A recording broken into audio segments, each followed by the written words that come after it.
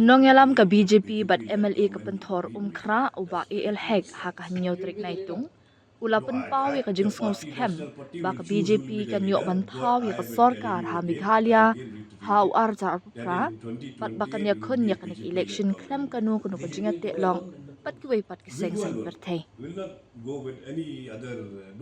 nget yanga ha uar jar pra kande ka sarkar balayalam de ka BJP ha Meghalaya kata kalong ka basyay bha ki nongelam na Delhi kin sarai mano banlong nongelam henry nga ong biang shapi bahaw arja pra kande ka sarkar balayalam da ka BJP ong bahek habakren shakilat thai kubwa uni unongelam balarim ka BJP ulapan paw shairu ba ka BJP kamdan ya kanu kanu jing thu ban yete long bat kinu kinu giseng sang perthai Henry kanya kun marway hi hakanik election arja pra habakli halor ki jingkam akandan ke jingpan kala nongelam joga BJP ha Meghalaya haswa ka election MLA arja pra uba hek ulaong ba kabakum kani karai ka syongpura ha ka jingpe jingkmi joga nongelam ke BJP na Delhi katakan syong hakarai joga nongelam ke BJP na Delhi ngamla ban keren AA halor kenu kenu karai bala shim ha ka kirdan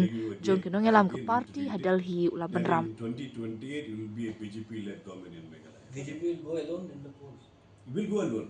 Only in 2028, the BJP-led government will be in Meghalaya. That's very clear stance. And you will be the leader. No, that the party, national party, will choose who will be the leader. But I am telling you again, I again reiterate it, that in 2028, it will be a BJP-led government in Meghalaya. BJP will go alone in the polls. It will go alone. Will not go with any other, no pre-poll alliance with any political party. That is depend on the national decision. I will not be able to tell you anything about the national decision.